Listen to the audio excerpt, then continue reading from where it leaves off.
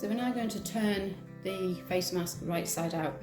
Before you do, take off that extra corner. So put your finger over your stitches where your corner is and just trim away the extra fabric on each of the 4 corners. You put your thumb over the stitches and trim away till you've done the 4.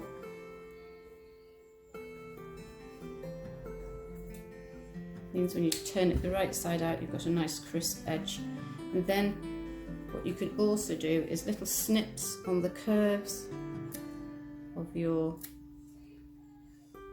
lining and your thing where it curves the most, which means when you turned it the right side out, you see little snips on the curve, just up to your stitches but not through it, so that it will lie flatter once you've turned it out the right way. Now I'm going to turn it right sides out. So, fingers in and push through. Now put it through, shake, and out it comes.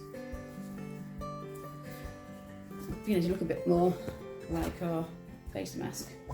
To make your corners nice and sharp, I use a thing called a flat bodkin, at least that's what I call it. It's got a curved edge end to it so it doesn't poke through your fabric. A knitting needle or anything like that will give you a sharp corner. So into the hole at the end where you turn it right side out, up to your first corner, and just gently push until you get a nice sharp corner. If you push too hard, there's a danger you'll go through your fabric. So push gently, all 4 corners.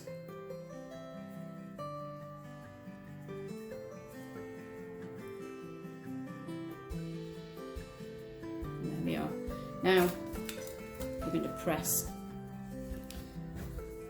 I tend to press with the lining looking at me, and what I do is roll my seams with my thumbs and my fingers till I get a nice flat edge, and then press.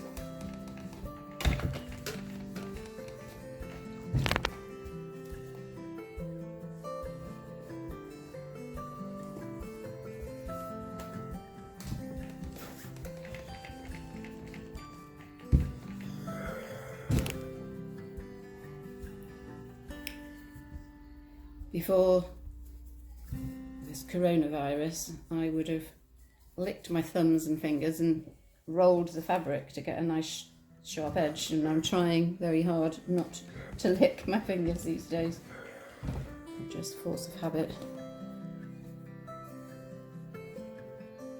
But if you can roll it, you can get your seam pressed.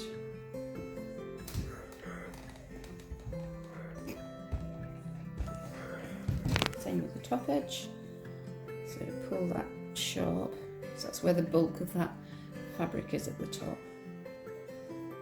Pinch, curl it under, and press.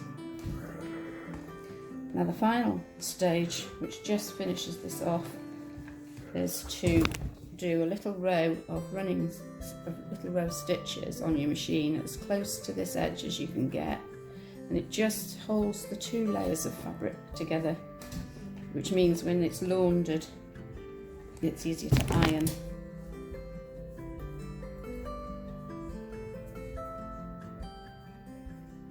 So rolling. Perhaps if it is easier to roll with damp fingers, so perhaps a little sponge or something that you can just rub your fingers on, get the tips of your fingers wet, would help. Right, and then it's back to the sewing machine for the final stage.